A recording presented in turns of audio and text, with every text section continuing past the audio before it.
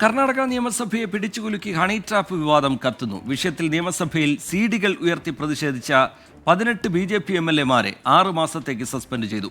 48 MLA-മാർക്ക് നേരെ honey trap ശ്രമം നടന്നുവെന്ന മന്ത്രി KN രാജണ്ണയുടെ വെളിപ്പെടുത്തലിലാണ് വിവാദം കൊടുമ്പിരി കൊണ്ടത്.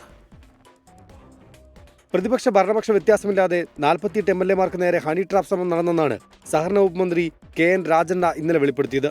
സംസ്ഥാനത്ത് ഹണി ട്രാപ്പ് സീഡികളും പെൻഡ്രൈവുകളും കൊണ്ട് നിറഞ്ഞെന്നും അദ്ദേഹം പറഞ്ഞു. എന്തുകൊണ്ട് അന്വേഷണമില്ലെന്ന ചോദ്യമുയർത്തിയാണ് BJP JDS MLA-മാർ നടുത്തളത്തിലേക്ക് ഇറങ്ങിയത്. സീഡികൾ ഉയർത്തിക്കാട്ടി മുദ്രാവാക്യം മുഴക്കി. ബജറ്റിന്മേലുള്ള മറുപടി പ്രസംഗത്തിനിടെ പരാതി കിട്ടിയാൽ അന്വേഷണം നടത്താമെന്ന് മുഖ്യമന്ത്രി പറഞ്ഞെങ്കിലും പ്രതിപക്ഷം ജുഡീഷ്യൽ അന്വേഷണം ആവശ്യത്തിൽ ഉറച്ചുനിന്നു. ബഹളത്തിനിടെ നിയമസഭ പാസാക്കുന്ന ബില്ലിനെക്കുറിച്ചും ആശയക്കുഴപ്പമുണ്ടായി. സർക്കാർ കരാറുകളിൽ മുസ്ലിം വിഭാഗത്തിന് 4% സംവരണം നൽകുന്ന ബില്ലാണ് പാസാക്കുന്നതെന്ന് തെറ്റിദ്ധരിച്ച് BJP MLA-മാർ ബിൽ സ്പീക്കർക്ക് നേരെ കീറിയെറിഞ്ഞു. സഭാ നടപടികൾ തടസ്സപ്പെടുത്തിയതിന് സ്പീക്കർ 18 MLA-മാരെ പിന്നീട് സസ്പെൻഡ് ചെയ്തു.